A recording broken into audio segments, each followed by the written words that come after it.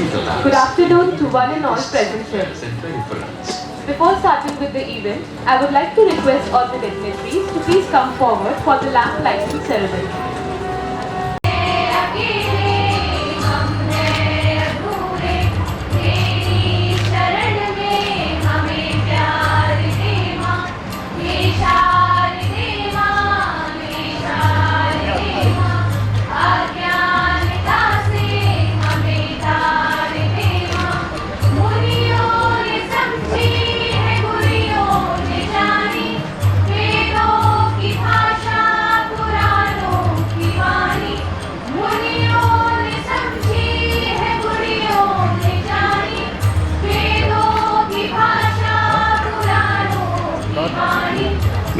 Madam, face this side. Yeah.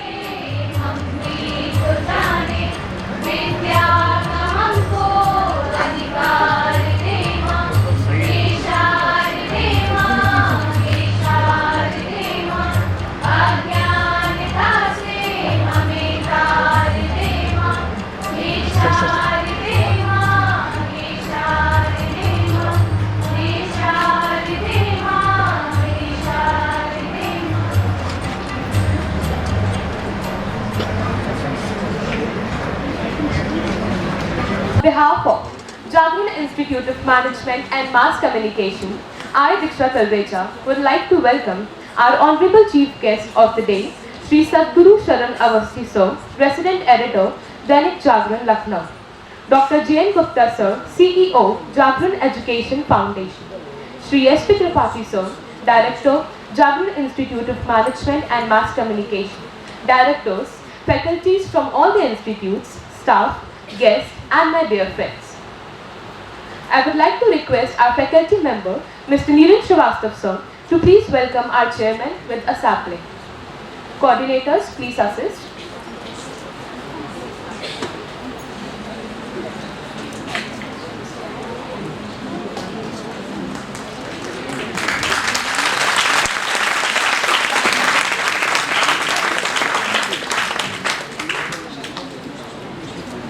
Thank you.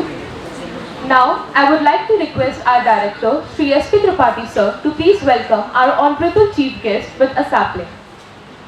Coordinators, please assist.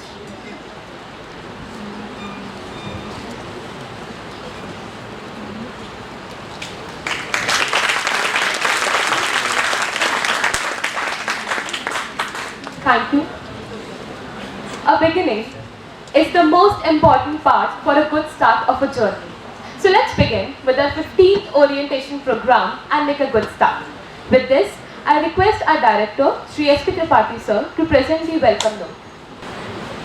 आज के समारोह के मुख्य अतिथि एवं दैनिक जागरण लखनऊ के स्थानीय संपादक श्री सद्गुरु शरण अवस्थी जी, जागरण एजुकेशन फाउंडेशन के CEO doctor Jayan Gupta ji, Jagran college of art science and commerce के director doctor MP Gupta ji, Jagran college के principal doctor Asmita Dubey ji, Jagran institute of management की director doctor Divya Chaudhary ji, Jagran institute of digital animation के डायरेक्टर श्री अतीक अहमद जी, यहाँ उपस्थित सभी माननीय अतिथिजन, स्टूडेंट्स, फैकल्टी, स्टाफ और मीडिया के मेरे मित्रों, अज्ञानता के अंधेरे से ज्ञान के उजाले की ओर ले जाने का माध्यम शिक्षक ही होता है, जो अनगढ़ पत्रों तक को भी तराश कर उनसे देश का भविष्य बुनने और बनाने की चाहत रखता है और ये चमत्कार कर भी दिखाता है। इसी तरह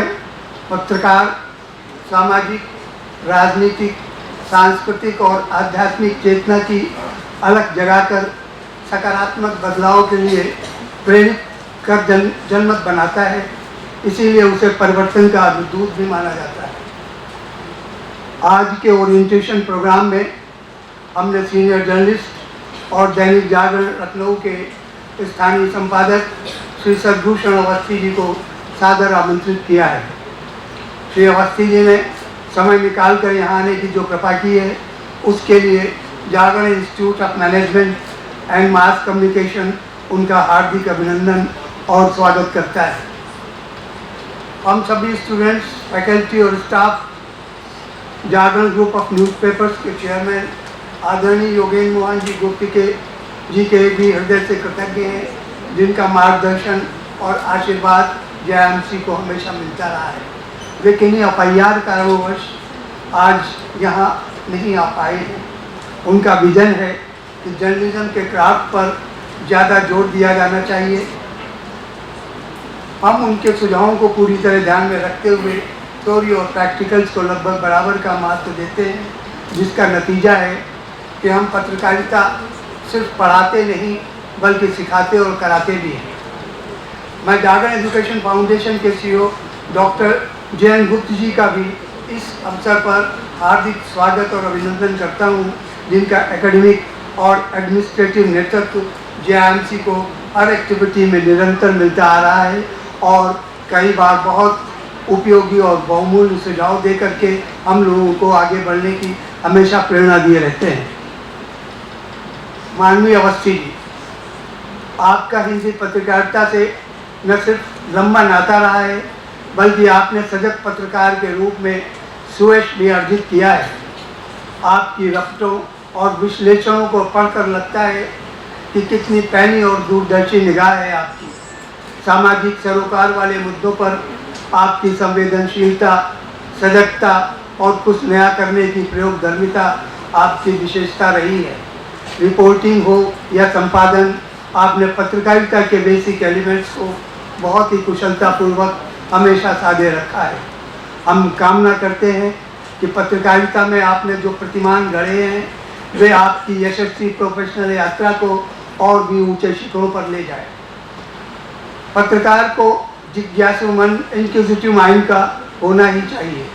अपने आसपास या पूरे देश दुनिया में जो कुछ भी घट रहा होता है, पत्रकार में उसको जानने की अनिवार्य स्वाभाविक ललक होनी ही चाहिए। हम स्टूडेंट्स को यह भी बताते हैं कि वही कामयाब मीडिया पर्सन हो सकता है जो वर्तमान घटनाक्रमों और परिवर्तनों से भली भांति अपडेटेड हो, अतीत से यथासंभव अवगत हो और भविष्य का पूर्वानुमान लगा सकने के लिए एनालिटिकल माइंडसेट हो, जिसका न्यूज़ सेंस और प्राणवान भाषा का शिल्पगत सौंदर्य हो जिसके पास, और जो स्वभाव से प्रयोगधर्मी हो। इसीलिए JMC में स्टूडेंट्स को रोज अखबार पढ़ने, न्यूज़ चैनलों पर खबरें, पैनल डिस्कशन तथा इंटरव्यू सुनने देखने को कहा जाता है ताकि वे खबरों और उनके इम्पैक्ट का ताना बाना समझ सकें। स्टूडेंट्स समाज की धड़कन को स्वयं भी महसूस कर सकें, इसलिए प्रमुख घटनाओं पर क्लासरूम डिस्कशन होता है और उन्हें समाज के बीच भी हम भेजते हैं। पत्रकारिता की काया, उसका बाह्य स्वरूप निरंतर बदल रहा है। बरास्ता प्रिंट, रेडियो और टीवी अब नई पीढ़ी की लाइफ स्टाइल और प्रोफेशन में सारा स्पेस ऑनलाइन ही होता जा रहा है। नई पीढ़ी डिजिटल दुनिया में ही अवसर और सुविधाएं तलाश रही है। मीडिया स्टूडेंट्स भी इसी प्लेटफॉर्म की ओर देख रहे हैं। मीडिया के स्थायी रूपांतरण की यात्रा और नई पीढ़ी के मानस को ध्यान में रखते हुए हम लोग डिजिटल मीडिया में भी ट्रेनिंग देते हैं। हम पहले क्लासरूम में या कंप्यूटर लैब में ही डाटा देकर खबरें लिखवाते और एडिट करवाते हैं, फिर स्टूडेंट्स को फील्ड पर भेजते हैं। हम उन्हें सिखाते हैं कि वे सरल शब्दों और छोटे छोटे वाक्यों में आम बोलचाल की भाषा शैली को अपनी कम्युनिकेशन स्किल का औजार बनाएं। टीवी जर्नलिज्म के स्टूडेंट्स से news bulletins, video film making और डॉक्यूमेंट्रीज पर काम कराया जाता है, तो एडवर्टीजिंग और पब्लिक रिलेशन के स्टूडेंट किसी एड की क्रिएटिव कॉपी राइटिंग के लिए नए नए आइडियाज़ पर काम करते हैं, एड कैंपेन की प्लानिंग करते हैं। हिंदी और अंग्रेजी दोनों पर ही अच्छी पकड़ के लिए हम अंग्रेजी से हिंदी में अनुवाद की विशेष क्लास चलाते हैं। हम सजग हैं टेक्नोलॉजी क्रांति को लेकर, लिहाजा विभिन्न सॉफ्टवेयर पर ट्रेनिंग भी हम देते हैं। हम स्टूडेंट्स में ये भरोसा भी जगाते हैं कि मीडिया जैसे किसी भी क्रिएटिव क्षेत्र में किसी भी ऊंचाई तक पहुंचा जा सकता है, बशर्ते उन सपनों को पूरा करने के लिए स्पार्क हो, पैशन हो। मीडिया इंडस्ट्री में एंट्री लेवल पर ज़बरदस्त कंपटीशन के बावजूद JMC कानपुर के स्टूडेंट्स उत्तर भारत के लगभग सभी प्रमुख हिंदी अखबारों में हैं। ई न्यूज़पेपर्स में Navbharat times, online Hindustan live, जनसत्ता.com और राजस्थान समेत कुछ अन्य न्यूज़ पोर्टल शामिल हैं। तो पत्रिकाओं में बिजनेस वर्ल्ड, एंटरप्रेन्योर इंडिया और जागरण सखी के नाम लिए जा सकते हैं। इसी जून जुलाई में हमारे यहाँ के कुछ स्टूडेंट्स को आपके संपादकीय मार्गदर्शन में लखनऊ में इंटर्नशिप करने का अवसर भी प्राप्त हुआ।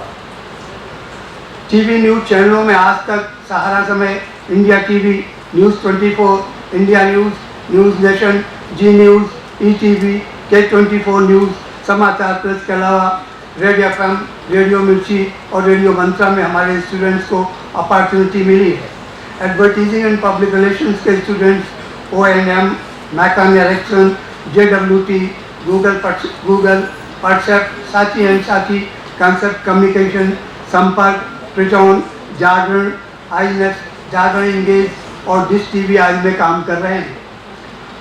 श्री अवस्थी जी, आप काफ़ी समय तक विशेष संवाददाता रहे हैं, अतः आप स्वयं जानते हैं कि पत्रकार उन सभी घटनाओं का अति निकटस्थ साक्षी होता है जो आगे चलकर अपनी कालजयी महत्ता के अनुसार इतिहास में दर्ज होती जाती हैं। इंस्टीट्यूट में पढ़ने वाले या नए निकले प्रशिक्षु पत्रकारों के आगे कभी कभी दुविधा तब होती है जब देश की अखंडता और सुरक्षा संबंधी प्रसंगों पर भी दलगत विचारधारा के आधार पर राजनीति अलग अलग ध्रुवों पर बटी दिखती है। केवल राजनीतिक फलितार्थ वाले निर्णयों से अलग हटकर भी बात करें तो हाल की 2 घटनाओं का केस स्टडी के तौर पर उल्लेख करने की मैं अनुमति चाहता हूँ। पहला प्रसंग हाल के राष्ट्रीय शौर्य, पराक्रम और सुरक्षा से जुड़ा है, तो दूसरा प्रसंग एक राज्य के इतिहास और भूगोल में परिवर्तन, एक राष्ट्र, एक ही राष्ट्रीय ध्वज और देश की अखंडता की अवधारणा और गरिमा का है। हाल के वर्तमान की महत्वपूर्ण घटनाओं का अभिनंदन करने की जगह सिर्फ अभिव्यक्ति की आज़ादी के नाम पर जब कुछ मंचों पर से क्रंदन होने लगे तो भावी पत्रकारों के सामने दुविधा होती है कि वे परस्पर विरोधी विभिन्न राजनीतिक विचारधाराओं के बढ़ते दबाव तथा सोशल मीडिया और फेक न्यूज़ के तात्कालिक प्रभाव से तटस्थ रहते हुए किस प्रकार पत्रकारिता करें, कैसे अपना प्रोफेशनल कर्म और दायित्व निष्ठापूर्वक निभाएं कि खबरों की निष्पक्षता, विश्वसनीयता तथा समाज और देश के प्रति मीडिया की जवाबदेही पर आंच भी न आने पाए और बिकाऊ मीडिया का तमगा भी न लगने पाए। श्री अवस्थी जी, हमने JMC के स्टूडेंट्स को सजग मीडिया पर्सन के रूप में ग्रूम करने का मोटा खाका आपके सामने रखा। आपको हिंदी पत्रकारिता का लंबा अनुभव है। आप सबसे ज़्यादा पढ़े जाने वाले अखबार दैनिक जागरण की लखनऊ यूनिट में रेजिडेंट एडिटर हैं। इसलिए आपसे अनुरोध है कि आप भावी पत्रकारों को कृपापूर्वक बताएं कि वे प्रोफेशन में किन किन चुनौतियों के लिए अपने आप को अभी से कैसे तैयार करना शुरू करें।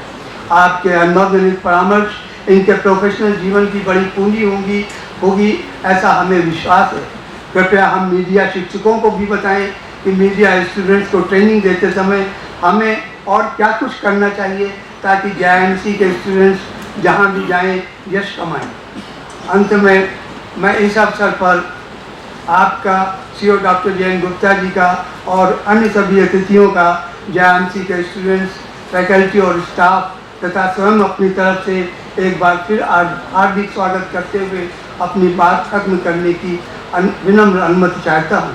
श्री अवस्थी जी, आपका बहुत बहुत धन्यवाद कि आपने JMC को कृपापूर्वक समय हम सभी स्टूडेंट्स और शिक्षकों के नई दृष्टि से मीडिया को समझने के लिए दिया। धन्यवाद। Thank you, sir. Taking this program forward, I would like to introduce our Honorable Chief Guest of the day, Sri Sadguru Sharan Avasthi sir. Sir was born in a village of Etawah district where he did his primary education and moved to Kanpur for higher studies. Sir has started his career in 1989 as the trainee journalist with Dainik Jagran and had an experience of more than 30 years in print media journalism. He has worked as an editorial head for Allahabad and Bareilly units. He had also worked as the associate editor in Bihar for 4 years. Currently, he is the resident editor in Dainik Jagran, Lucknow. At the very young age, in 1990, while he was working as a trainee journalist in Dainik Jagran, he went to Jammu and Kashmir with one of his friends on his own expense to cover the story on Kashmiri Pandit. Later, this story became popular and got published in the Sunday magazine of Dainik Jagran as the cover story with the title "Pahar se kat rahe hai pahar walon ke dil." Since then, there was no looking back and many such stories got published. He has set a perfect example for all the media aspirants and has always been a true inspiration to the youth. Hard work, credibility, and accuracy for the news made him known as the star reporter. We welcome you, sir. I would like to request our Honorable Chief Guest to please address the students.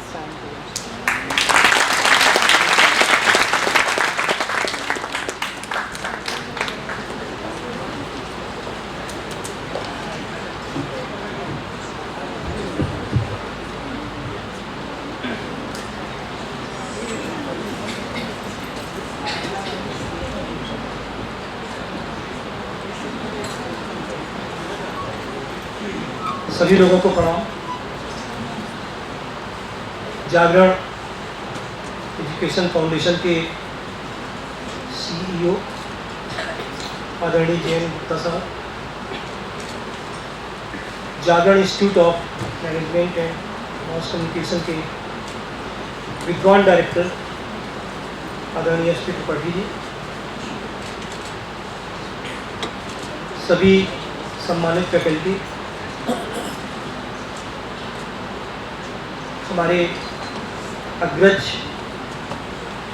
और देश दुनिया के बहुत बड़े कवि आदरणीय सुरेश अवस्थी जी, हमारे बहुत पुराने भाई जैसे दोस्त जो आज हमको बहुत साल बाद मिले, अतीक साहब, और सभी स्टूडेंट्स,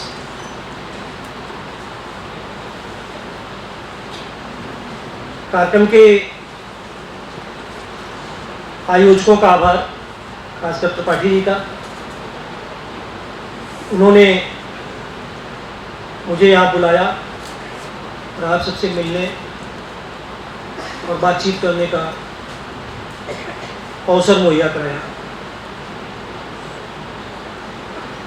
सभी स्टूडेंट्स को बहुत बधाई और शुभकामनाएं। आज वो उच्च शिक्षा की राह पर, या हम कहें कि जहाँ से उनका करियर एक शेप लेना शुरू करेगा, उस राह पर आज उनका पहला दिन है, पहला कदम है। आप सबको बहुत बधाई, बहुत आशीष। आपकी सारी आकांक्षाएं पूरी हों, आपके सारे सपने पूरे हों और आप अपने व्यक्तिगत जीवन के अलावा अपने परिवार, इस इंस्टीट्यूट, समाज और देश के लिए यशस्वी साबित हो। मैं आगे अपनी बात करूं, इससे पहले मैं ये जरूर जानना चाहूँगा कि इनमें कितने स्टूडेंट्स मैनेजमेंट के हैं और कितने लोग मास कम्युनिकेशन के हैं। मैनेजमेंट के जो स्टूडेंट्स हैं वो अपने हाथ उठा दें तो पता चल जाएगा कि क्या मैनेजमेंट के कुछ हाथ पीछे, ज़्यादातर लोग मास कम। ठीक है, थैंक यू। आप सब सौभाग्यशाली हैं कि आप उस जागरण समूह के संस्थान में विद्यार्थी हैं जिसके संस्कार और सफलता की कहानियां पूरी दुनिया में सुनी सुनाई जाती हैं।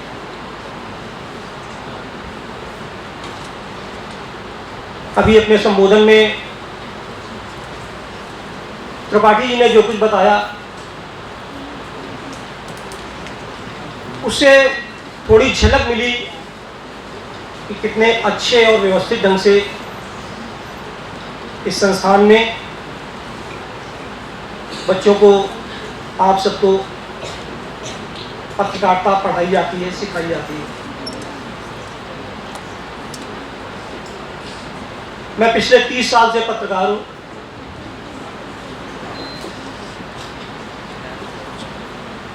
ट्रेनिंग रिपोर्टर से लेके और अभी दैनिक जागरण लखनऊ के रेजिडेंट एडिटर ग्रुप में हिंदी अखबार की लगभग सारी भूमिकाएं मैं निभा चुका हूँ। इसलिए स्वाभाविक रूप से ये काम करते हुए मुझे अखबार और पत्रकारिता का काफ़ी अनुभव भी हो गया और ज्ञान भी हो गया।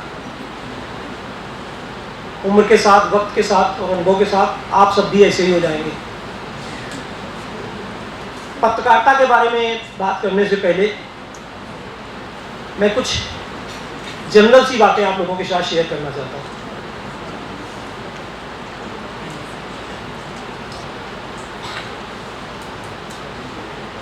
कुछ लोगों की ये धारणा होती है जीवन में बड़ी उपलब्धियां हासिल करने के लिए, बड़ा नाम कमाने के लिए बहुत बुद्धिमान होना जरूरी है या बहुत साधन संपन्न पृष्ठभूमि होना जरूरी है। वास्तव में ऐसा नहीं है, ये धारणा है और इसके विपरीत घटनाएं रोज हम अपने आसपास देखते हैं। बहुत साधारण पृष्ठभूमि की, बहुत विपन्न पृष्ठभूमि के, शहरों से दूर बहुत पिछड़े हुए गांवों से कोई लड़का या लड़की ऐसी उपलब्धि हासिल कर लेता है जो सारे समाज के लिए प्रेरणा बन जाती है। ऐसे बहुत उदाहरण हैं, आपको अपने परिवार में मिलेंगे, अपने मोहल्ले में मिलेंगे, अखबारों में पढ़ने को मिलेंगे, टीवी में देखने को मिलेंगे। मैं डॉक्टर एपीजे अब्दुल कलाम के जीवन का उदाहरण देना चाहूँगा। आप में से कितने लोग डॉक्टर कलाम के बारे में जानते हैं?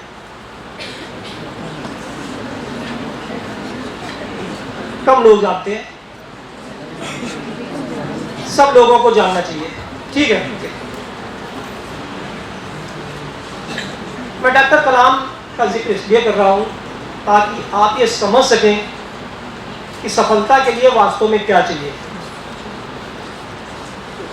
डॉक्टर कलाम के पूर्वज वो तमिलनाडु में रामेश्वरम के रहने वाले थे। उनके पूर्वज समृद्ध थे, शिक्षित थे, लेकिन वक्त के साथ उनका व्यवसाय चौपट हो गया, नुकसान हो गया और उनका परिवार बहुत ही प्रतिकूल परिस्थितियों में आ गया। उनके परिवार के साथ एक नाव थी,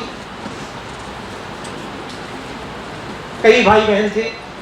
उनके पिता उसी नाव के जरिए समुद्र में मछली पकड़कर अपने परिवार का पालन पोषण करते थे, किसी तरह से पेट भरते थे। और इतनी गरीबी थी कि कलाम जब छोटे थे, वो प्राइमरी के स्टूडेंट थे, तो उस वक्त उनको भी अपने परिवार का सपोर्ट करने के लिए अखबार बेचना पड़ता था। तो रोज सुबह अखबार बेचते थे और उससे जो कुछ पैसे मिलते थे उनसे उनके परिवार के काफ़ी खर्च पूरे होते थे। पढ़ने लिखने में वो बिल्कुल एवरेज थे, हम में से ज़्यादातर लोगों की जगह। जब तक वो शुरुआती कक्षाओं में विद्यार्थी थे, ऐसा नहीं लगता था कि उनके अंदर कोई असाधारण प्रतिभा है और उनके जो ग्रेड्स हुआ करते थे वो एवरेज हुआ करते थे। लेकिन जब वो बहुत छोटे थे तभी उनके अंदर असाधारण परिश्रम और जुनून की आदतें थी। वो बेहद कठोर परिश्रमी थी, बहुत परिश्रम करती थी और बालकाल से ही उनका फोकस बहुत अच्छा था। उनके परिवार के लिए, उनके लिए जो जरूरी होता था उसके अलावा वो कुछ नहीं करते थे। शिक्षा को उन्होंने अपने जीवन का आधार बनाया, खूब पढ़ते थे और अपनी इन आदतों की वजह से इस देश में, हमारे भारतवर्ष में कोई एक व्यक्ति जो भी बड़े सपने देख सकता है, वो सारे सपने उनके पूरे हुए। वो 40 साल वैज्ञानिक रहे, महान वैज्ञानिक बने, DRDO और इसरो में उन्होंने काम किया, मिसाइल विकसित की और उन्हें मिसाइल मैन कहा गया। फिर वो भारत के प्रधानमंत्री के सलाहकार बने, फिर भारत के राष्ट्रपति बने और फिर भारत रत्न बने। इस देश में पैदा होने वाला कोई व्यक्ति इससे बड़ी और क्या आकांक्षाएं रखेगा। एक गरीब बाप के बेटे ने शिक्षा और कठिन परिश्रम के बल पर वो सब कुछ हासिल कर लिया, वो भी बिल्कुल मेरिट के आधार पर। उन्होंने कभी किसी से कोई फेवर नहीं लिया अपने लिए और अपनी मेधा सब कुछ हासिल किया। महान व्यक्ति थे, अवतारी नहीं थे, महामानव नहीं थे, कोई देवता नहीं थे, लेकिन अपनी उपलब्धियों और आदतों की वजह से महान थे। जब वो राष्ट्रपति पद का उनका कार्यकाल खत्म हो गया, सरकार की तरफ से मिले एक छोटे से साधारण घर में वो शिफ्ट हो गए और अभी भी उनका एक सपना बाकी था, शिक्षक बनने का सपना, क्लास में जाके पढ़ाने का सपना। और जब वो राष्ट्रपति भवन से वापस लौटे, उन्होंने कक्षाएं लेना शुरू किया और इतने भाग्यशाली थे। जो महान लोग होते हैं, जो कर्मठ होते हैं, जो कर्म पर विश्वास करते हैं, शायद कुदरत भी उनका सम्मान करती है।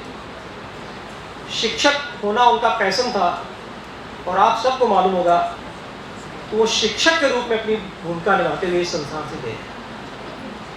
वो शिलांग में पढ़ा रहे थे, क्लास लेने के लिए गए थे, पढ़ा रहे थे और ब्लैक बोर्ड पर कुछ लिखते हुए वो गिर गए और उनका देहांत हो गया।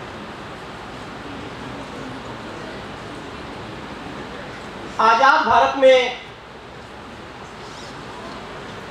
वैसे तो ये देश शिक्षकों, शिक्षार्थियों, विद्वानों की धरती रहा है। बहुत बड़े बड़े विद्वान हुए और स्वतंत्रता के लड़ाई के काल में भी डॉक्टर राजेंद्र प्रसाद, डॉक्टर राधाकृष्णन और बहुत से नाम हैं जो असाधारण रूप से प्रतिभाशाली थे।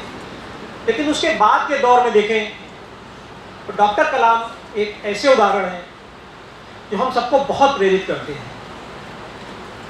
डॉक्टर कलाम की कहानी पढ़ें, उनको याद रखें, अपने ड्राइंग रूम में, अपने पूजा कक्ष में उनका एक चित्र लगा के रखें। शायद कभी आप में से कोई हौसला नहीं हारेगा और अपने सपने जरूर पूरा करेगा। डॉक्टर कलाम भी कहते थे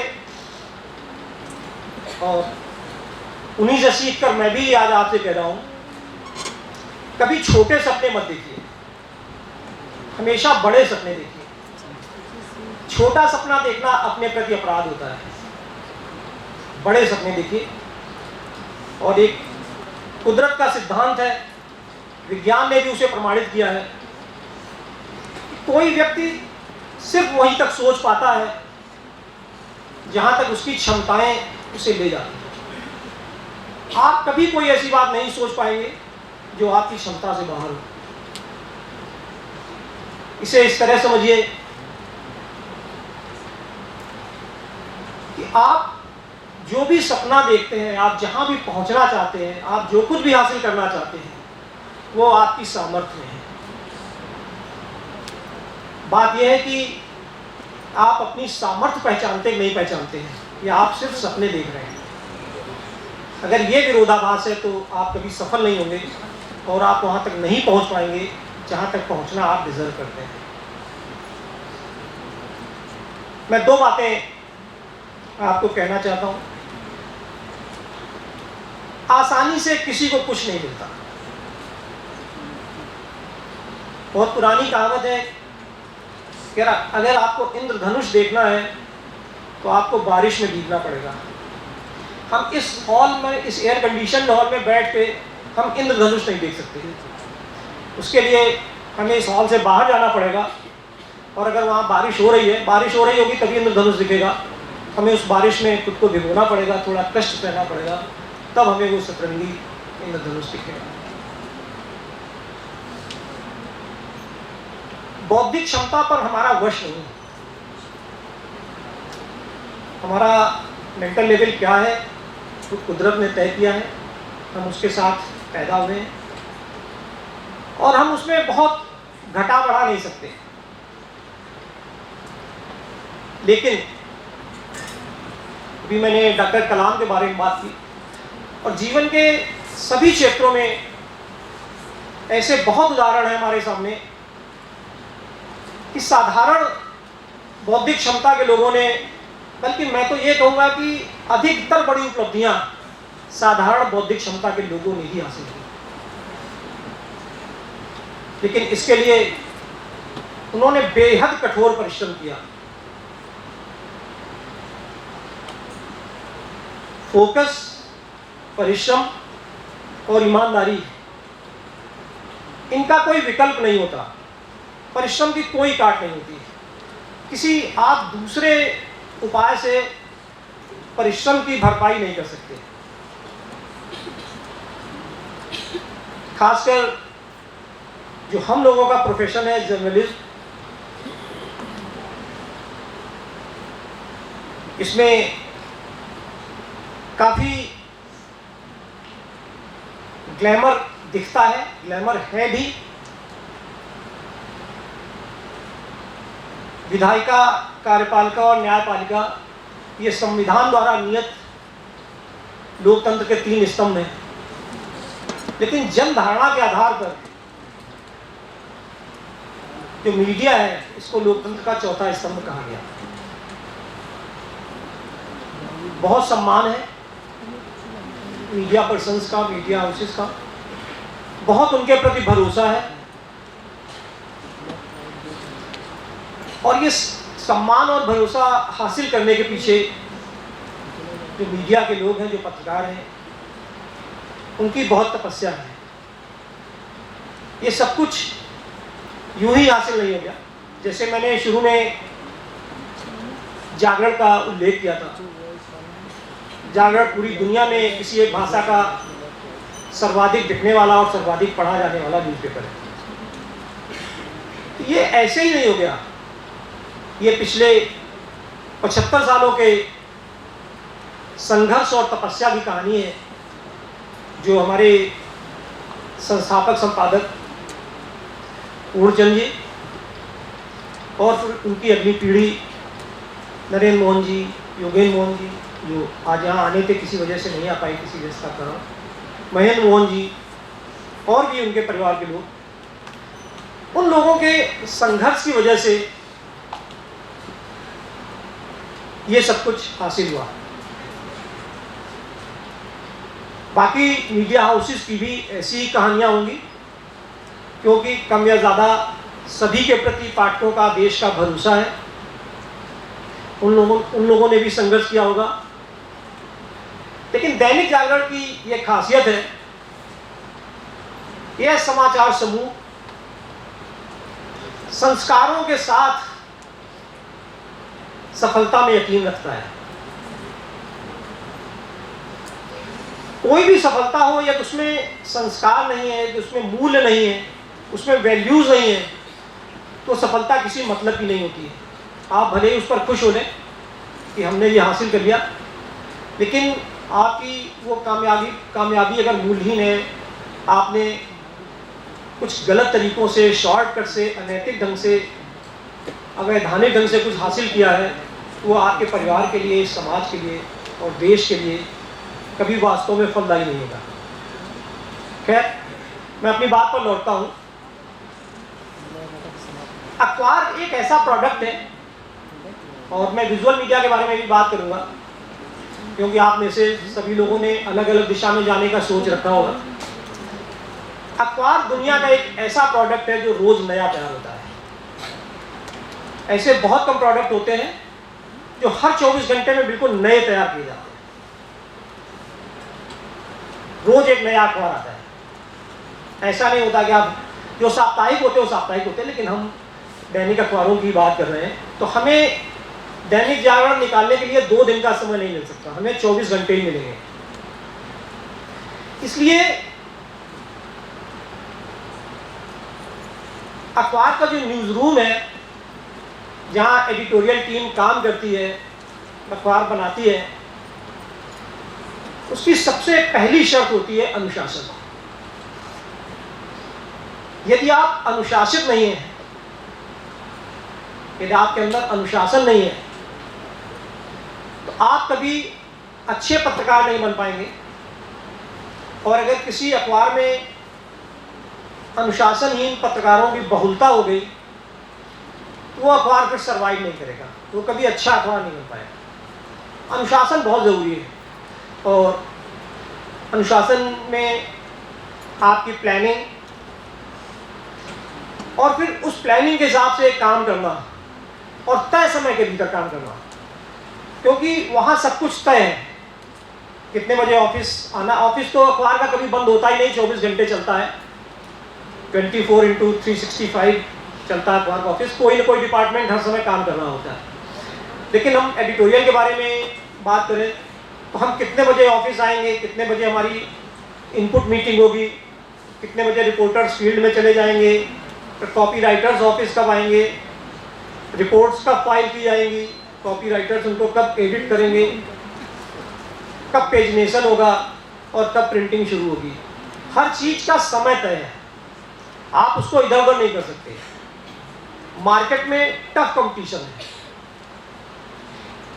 जो सेंटर्स होते हैं जहाँ से अखबार डिस्ट्रीब्यूट होता है, जो आप में से ज़्यादा लोगों ने अभी नहीं देखे हैं, क्योंकि वो सुबह 3-4 बजे होता है अखबार जब छपते हैं। हर शहर में कुछ स्थान होते हैं जहाँ पे अखबार ले जाया जाता है, वहाँ पे एजेंट्स होते हैं और हॉकर्स वहाँ पे पहुँचते हैं और वो उस अखबार को लेते हैं और फिर वो डिस्ट्रीब्यूट करते हैं। वो बहुत कठिन काम होता है और ज़्यादातर लोगों को देखने को नहीं मिलता, क्योंकि अंधेरे में ही हो जाता है। अधिकतर लोगों ने तो हॉकर भी नहीं देखा होगा, क्योंकि जब वो सो के जगते हैं तब तक वो अखबार डाल के निकल चुका होता है। तो अनुशासन बहुत ज़रूरी है। आपके पास एक अच्छा प्लान और फिर उसको साकार करने की जिम्मेदारी तय समय सीमा के भीतर।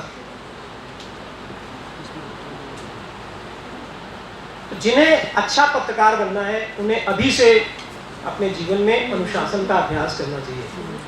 हमें कब सोना है, कितनी देर सोना है, कब जगना है, फिर जग के क्या क्या करना है, सब निर्धारित होना चाहिए और हमें हमेशा उसका पालन करना चाहिए। जर्नलिस्ट होना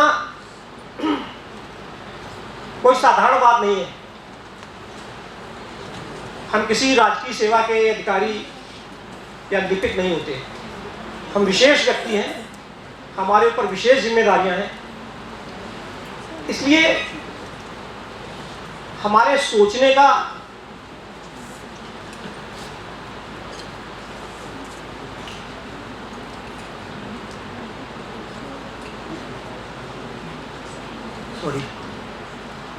हमारे सोचने का, देखने का, समझने का और काम करने का तरीका बिल्कुल अलग होना चाहिए दूसरों से। कुछ भी दिख रहा है जिसको आम लोग देख रहे हैं, वो उससे जो समझ रहे हैं, हमें उससे आगे जाकर देखना पड़ता है, उससे आगे जाकर समझना पड़ता है। क्योंकि कोई भी घटना होती है, कोई हादसा होता है, कोई समारोह होता है, अब लोगों के पास इंफॉर्मेशन के बहुत ज़रिए हैं। विजुअल मीडिया पे वही इंफॉर्मेशन तुरंत आ जाती है, जो डिजिटल मीडिया है उस पर भी आ जाती है। सभी ने अपने मोबाइल में न्यूज़ ऐप्स डाउनलोड कर रखे हैं, लोग हेडलाइंस देखते रहते हैं कि क्या चल रहा है। तो जो आज किसी व्यक्ति ने 2 बजे, 3 बजे, 12 बजे या शाम को देख लिया, अगर वही चीज़ हम सुबह अखबार में भी अगर रीडर वही चीज़ देखता है तो फिर उसको बिल्कुल मज़ा नहीं आएगा। हमें उसको कोई नई इंफॉर्मेशन देनी होती है और वो इंफॉर्मेशन उससे आगे की होनी चाहिए जहाँ तक वो कल रात तक देख चुका है या पढ़ चुका है। इसलिए आपको अपने अंदर वो नज़रिया विकसित करना होगा। अभी जब आप इस इंस्टीट्यूट में प्रशिक्षण प्राप्त करेंगे, यहाँ की जो फैकल्टी है वो आपको ये सब चीज़ें सिखाएगी कि आप कैसे अलग अपना माइंडसेट अलग कैसे बनाएं। एक जर्नलिस्ट में और एक आम लीडर में फ़र्क होता है।